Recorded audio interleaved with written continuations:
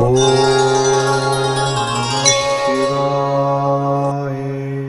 நேயர்களே, spiritual TV நேயர்களுக்கு லக்ஷ்மி நாராயண அன்பு வணக்கங்கள். இப்போ நாம் பார்க்க போகிறது வார ராசி பலன். 5ஆம் தேதியிலேருந்து 11ஆம் தேதி வரை எப்படி இருக்க போதான்னு பார்க்க போகிறோம். ஸோ எப்போதுமே சொல்கிறதாங்க, லக்னத்துக்கு பாருங்கள். ஸோ ராசிக்கு பார்க்குற லக்னத்துக்கு பார்க்க ரொம்ப பர்ஃபெக்டாக இருக்கும். உதாரணமாக ஒரு மகர லக்னம் ரிச்சிக ராசினா நீங்கள் ரிச்சிக ராசிக்கான பலன்களை பார்க்குறோம், மகர ராசிக்கான பலன்களை பார்க்கணும், ரொம்ப பர்ஃபெக்டாக இருக்கும். முதல்ல வர்றது பொது பலன்கள், அதுக்கப்புறம் வர்றது tip of the week. So உங்களுக்கு வந்து இந்த வாட்டி டிப் ஆஃப் த வீக்கில் நாம் இறந்ததற்கு பின் என்ன ஆவோம், எந்த மாதிரி இது ஒரு டிரான்ஸ்ஃபர்மேஷன் வருதுங்கிறத சொல்லியிருக்கோம். ஸோ மறக்காமல் பாருங்கள். மேஷராசி. ஸோ மேஷராசிக்கு வந்து பார்த்திங்கன்னா செவ்வாய் வந்து சனியுடைய சாரத்தில் போகிற ஒரு காலகட்டங்கள். ஸோ வீடு சம்மந்தமான விஷயங்களில் வந்து கொஞ்சம் மெயின்டெனன்ஸ், ஸோ கொஞ்சம் பராமரிப்பு வேலைகள், கொஞ்சம் வந்து மெயின்டெனன்ஸ் இருக்கிற மாதிரி விஷயங்கள் இருக்கும். அம்மாவுக்கும் உங்களுக்குமே வந்து கொஞ்சம் அம்மாவுக்கு நீங்கள் செலவு பண்ணுற மாதிரி இருக்கும். அம்மாவுடைய நடவடிக்கைலாம் கொஞ்சம் மனக்காயங்கள், ஸோ மனசில் வந்து ஒரு சின்னதாக ஒரு கஷ்டம் வந்து போகிறதுக்கான வாய்ப்பெலாம் இருக்கும். கொஞ்சம் பார்த்து பண்ணுறது ரொம்ப இருக்குது. ஏன்னா 4ஆம் இடத்துல செவ்வாய் நீச்சமாகும்போது கொஞ்சம் ரணங்களை கொடுத்துரும், கொஞ்சம் அலைச்சல்களை கொடுக்குறதுக்கான வாய்ப்பெலாம் நிறைய இருக்குது. அதுக்கப்புறம் பார்க்கும்போது உங்களுக்கு 2ஆம் அதிபதி. ஸோ 2ங்கிறது குடும்பம் சம்மந்தமான விஷயங்கள். ஸோ குடும்பத்தில் வந்து என்ன மாதிரி விஷயங்கள் இருக்கும். ஸோ 2, 7, 9 சுக்கிரன். ஸோ சுக்கிரன் வந்து பார்த்திங்கன்னா உங்களுக்கு வந்து உச்சமாக 12 போகிறார். அதுவும் வந்து பார்த்திங்கன்னா இப்போ போகிறது சனியுடைய சாரத்தில் போகும்போது சுப நிகழ்ச்சிகள், ஏதாச்சும் வந்து வீட்டில் ஒரு விசேஷமோ திருமணம் சம்மந்தமான விஷயங்களுக்காக செலவு பண்ணுறமான விஷயங்களை நிறைய ஏற்படுத்தும். ஸோ அது வந்து கொஞ்சம் பார்த்து பண்ணணும்.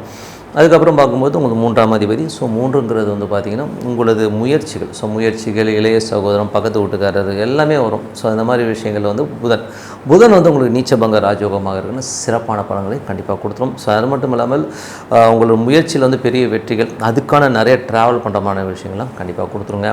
அதுக்கப்புறம் பார்க்கும்பொழுது உங்களுடைய 4ஆம் அதிபதி. ஸோ 4ஆம் அதிபதி சந்திரன் சிறப்பான ஒரு பலன்களை கண்டிப்பாக கொடுத்துறாருங்க. ஸோ சந்திரனுடைய விஷயங்கள் வந்து பார்க்கும்போது எல்லாமே ஒரு சிறப்பான பலன்கள். ஸோ அதில் வந்து நல்ல ஒரு வெற்றி, சந்தோஷங்கள், குதூகலங்கள்லாம் அற்புதமாக இருக்கிறதுக்கான வாய்ப்புலாம் ரொம்ப நல்லா இருக்குது.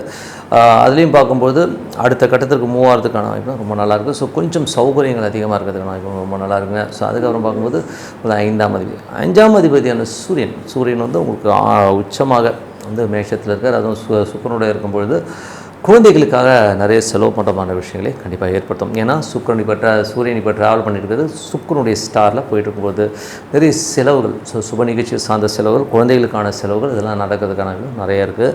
அதுக்கப்புறம் பார்க்கும்போது 6ஆம் அதிபதியான புதன். ஸோ புதனும் வந்து பார்த்திங்கன்னா அது வேலை சம்மந்தமான விஷயங்களை 6ஆம் இடம் சொல்லும். ஸோ அந்த மாதிரி வேலையில் வந்து என்ன மாதிரி விஷயங்களும் திடீர்னு ஒரு நல்ல ஏற்றங்கள், நல்ல லாபங்கள் வர்றதுக்கான வாய்ப்புலாம் ரொம்ப நல்லா இருக்குது.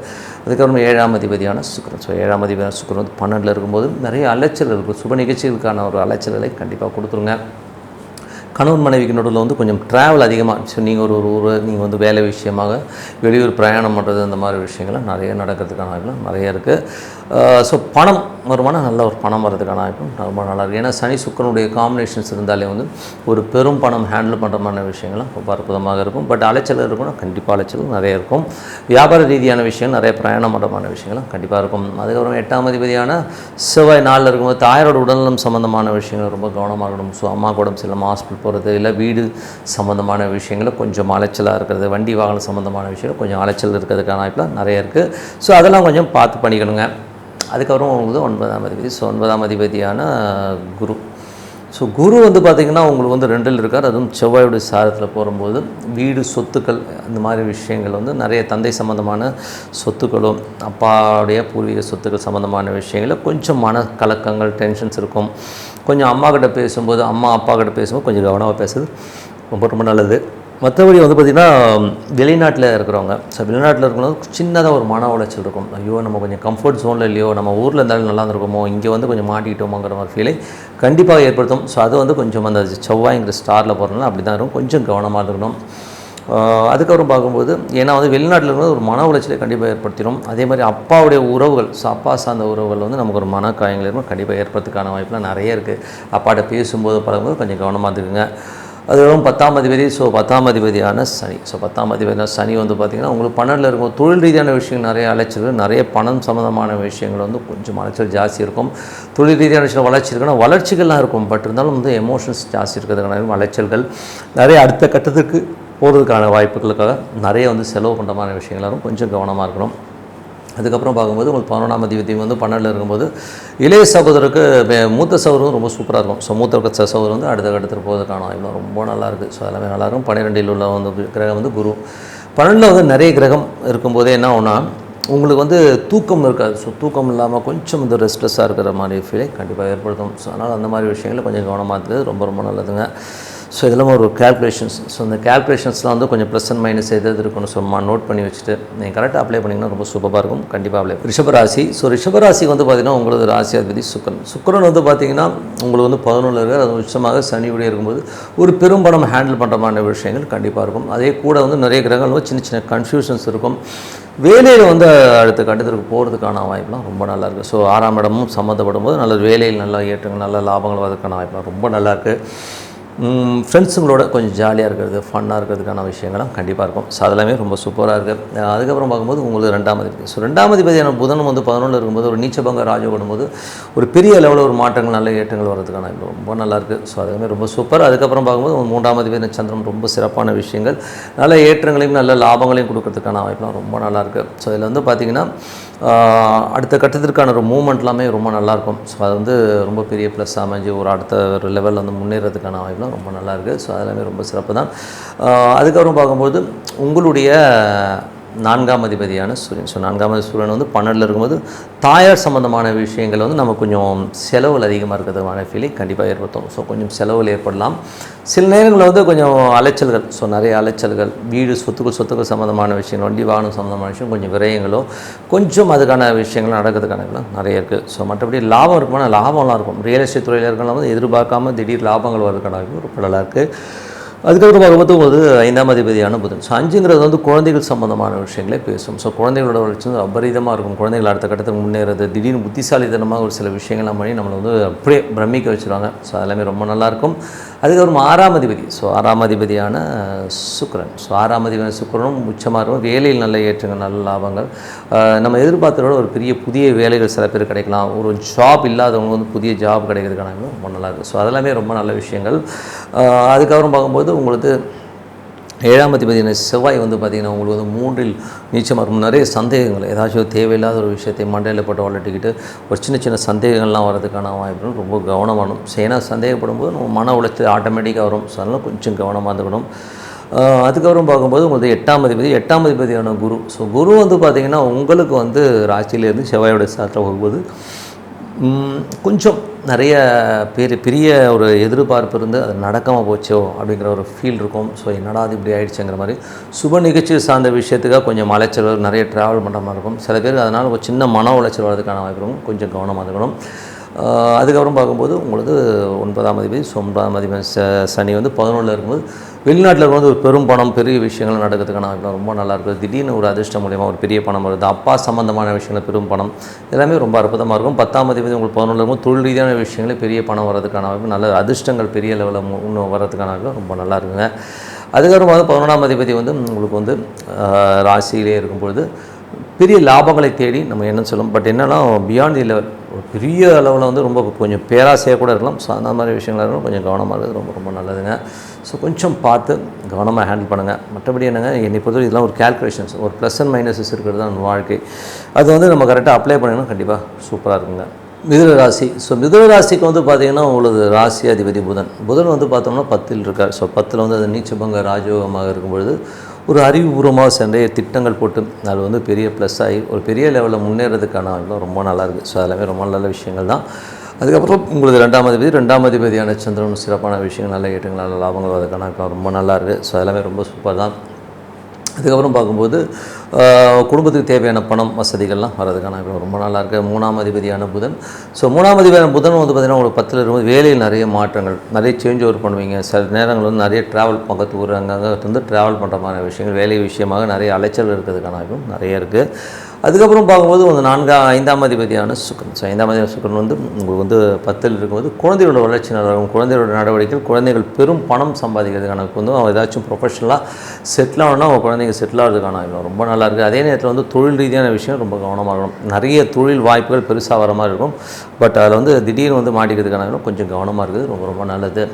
அதுக்கப்புறம் பார்க்கும்போது இது 6ஆம் அதிபதியான செவ்வாய். ஸோ 6ஆம் அதிபதி செவ்வாய் வந்து 2ல் இருக்கும்போது பேச்சு ரொம்ப கவனமாக உண்மை தான், ஏடோடமாக பேசிடுவோம், பச்சையாக பேசிடுவோம். அதனால் மன காயங்கள் வர்றதுக்கான வாய்ப்புகள் கொஞ்சம் கவனமாக இருக்கிறது ரொம்ப ரொம்ப நல்லது. 7ஆம் அதிபதியான குரு, 7ல் உள்ள குரு வந்து பார்த்திங்கன்னா உங்களுக்கு பண்ணுற விஷயங்கள்லாம் பார்க்கும்போது குருவுடைய விஷயங்கள் வந்து பார்த்திங்கன்னா உங்களுக்கு 12ல் இருக்கும்போது சுப நிகழ்ச்சிகள் சார்ந்த விஷயங்களுக்காக செலவு பண்ணுறமான விஷயங்கள் நிறைய இருக்கும். சில நேரங்கள் வந்து ஏதாச்சும் வார்த்தை கொடுத்துரும், ஸோ அந்த வார்த்தையை காப்பாற்ற முடியாமல் போகிறது, இல்லை குடும்பத்துக்காக நிறைய செலவு பண்ணுறமான சூழ்நிலை கண்டிப்பாக ஏற்படுத்தும். ஸோ அதனால் கொஞ்சம் பார்த்துக்கணும். அதே மாதிரி தொழில் ரீதியான விஷயங்களையும் கொஞ்சம் அலைச்சல் ஜாஸ்தி இருக்கும், கொஞ்சம் எமோட்டாக கொஞ்சம் அங்கங்கே அலையிறமான விஷயங்களை கண்டிப்பாக கொடுத்துரும். மனக்காயங்களை ஏற்படுறமான விஷயங்கள், அதனால் பேசும்போது மட்டும் கொஞ்சம் கவனமாக பேசுறது ரொம்ப ரொம்ப நல்லது. 8ஆம் அதிபதியான சனியும் வந்து 10ல் இருக்கும்போது தொழில் ரீதியான விஷயங்களும் ரொம்ப எமோஷனாக இருப்பீங்க. ஒரு பெரிய பணம் சம்பாதிக்க முடியுங்கிற ஏக்கம், என்னோட கூட இருந்தவங்களாம் வந்து ரொம்ப பெருசாக வந்துட்டாங்க, என்னால் வர முடியலைங்கிற ஒரு ஃபீல் கண்டிப்பாக இருக்கும். ஸோ அதெல்லாம் தூக்கி போட்டு நம்ம தான் ராஜா. என்னை பொறுத்தவரை வந்து மற்றவனை கம்பேர் பண்ணும்போது நீங்கள் வந்து கம்பேர் பண்ணிட்டுனா நம்ம நிம்மதியாகவே இருக்க முடியாது. அதனால் கம்பேரிசனை தூக்கி போட்டு நீங்கள் போட்டு ரிலாக்ஸாக இருங்க, ரொம்ப ஹாப்பியான லைஃப், நல்ல லைஃப் கண்டிப்பாக இருக்குங்க. ஸோ அதுக்கப்புறம் பார்க்கும்போது உங்களுக்கு வந்து 9ஆம் அதிபதி சனி. ஸோ 9ஆம் அதிபதி வந்து உங்களுக்கு சனியாக வரும்போது, சனி வந்து பார்த்திங்கன்னா உங்களுக்கு வந்து 10ல் இருக்கும்போது தொழிலில் வந்து வெளிநாட்டில் இருக்கும்போது ஒரு பெரும் பணம் வரதுக்கான வாய்ப்புகளை கண்டிப்பாக இருக்கும். ஸோ வெளிநாட்டில் இருக்கும்போது பெரிய பொருள் வளர்ச்சி, இங்கேருந்து வெளி மாநிலங்களில் போய் செட்டில் ஆனவங்களாம் வந்து நல்ல வருமானம் வரதுக்கான வாய்ப்பு, அப்பா சார்ந்த விஷயங்களையும் வந்து பெருமானம் வரதுக்கான வாய்ப்பு ரொம்ப நல்லாயிருக்கு. 10ஆம் அதிபதி குரு வந்து பார்த்திங்கன்னா ஒரு 12ல் இருக்கும்போது தொழில் ரீதியான விஷயங்களை அலைச்சல் ஜாஸ்தி கொடுத்துரும். ஸோ கொஞ்சம் அலைச்சல் இருந்தாலும் அடுத்த கட்டத்துக்கு மூவ் பண்ணுறதுக்கான வாய்ப்பு ரொம்ப நல்லாயிருக்கு. ஸோ அதெல்லாமே ரொம்ப நல்லாயிருக்கும். அதுக்கப்புறம் பார்க்கும்போது உங்களுக்கு 10ஆம் அதிபதி 12ல் இருக்கும்போது தொழில் ரீதியான விஷயங்கள் அலைச்சல்கள் வந்து ஆக்கப்பூர்வமாக கொஞ்சம் கவனமாக பேசுகிறது தான் ரொம்ப ரொம்ப முக்கியம். ஸோ அதனால் பேசும்போது கொஞ்சம் கவனமாக பேசுங்க. அதுக்கப்புறம் பார்க்கும்போது உங்களுக்கு 11ஆம் அதிபதி செவ்வாய் 2ல் இருக்கும்போது வருமானங்கள் வரும், பட் இருந்தாலும் குடும்பம் சார்ந்த விஷயங்களும் கொஞ்சம் கவனமாக இருக்கணும். அதே நேரத்தில் வந்து பார்த்திங்கன்னா அது நீச்சமாக இருக்கும்போது தேவையில்லாத பேச்சுக்களை கம்மி பண்ணிக்கிறது ரொம்ப ரொம்ப நல்லது. ஏன்னா வந்து ஏடாவடமாக பேசிடும். இது வந்து யார் பாதிக்கப்படுவான்னா உங்களுடைய திருமணம். ஸோ உங்கள் உங்களது ஒய்ஃபாக இருக்கலாம், கணவனாக இருக்கலாம். ஸோ அவங்க குடும்பம் அதிகமாக பாதிக்கப்படுற மாதிரி விஷயங்கள் இருக்கும். ஸோ அந்த மாதிரி விஷயங்கள் கொஞ்சம் கவனமாக இருக்கணும். பேசும்போது இதனால தான் பிரச்சனை வரும். பார்ட்னர்ஷிப் சம்மந்தமான விஷயம் கொஞ்சம் கவனமாக பேசுறது ரொம்ப ரொம்ப நல்லதுங்க. ஏன்னா செவ்வாய் அங்கே நீச்சமாக இருக்கும், அந்த மாதிரி விஷயங்கள்லாம் ஏற்படுத்தும். நண்பர்கள் விஷயம் கொஞ்சம் பார்த்து பேசிக்கிங்க.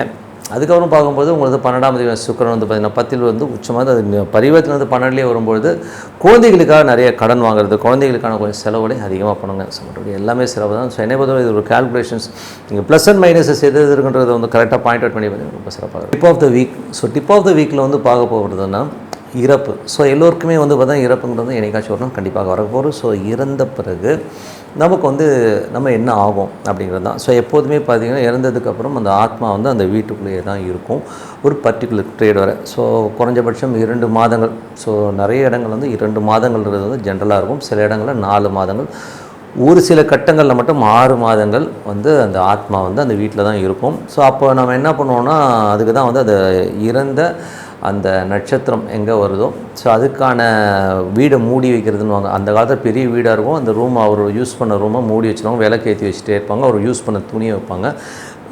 இன்றைக்கி வந்து நம்ம ரொம்ப ஷார்ட்டான இருக்கிறதே துணுண்டு ரூமில் இருக்கும்போது சைடில் வந்து அவங்க உபயோகித்த துணியையும் ஒரு விளக்கு வைப்போம். அந்த எண்ணெய் ஒரு வெண்கல கிண்ணத்தில் எண்ணெய் வச்சு விளக்கு போடும். ஏன்னா வந்து அந்த ஆத்மா வந்து அங்கே இருக்கும்பொழுது அந்த அவருடைய கர்மாக்கள் அடுத்த ஜென்ரேஷனுக்கு போகாமல் இருக்கிறதுக்காக இந்த மாதிரி விஷயங்கள் கண்டிப்பாக பண்ணுவோம்.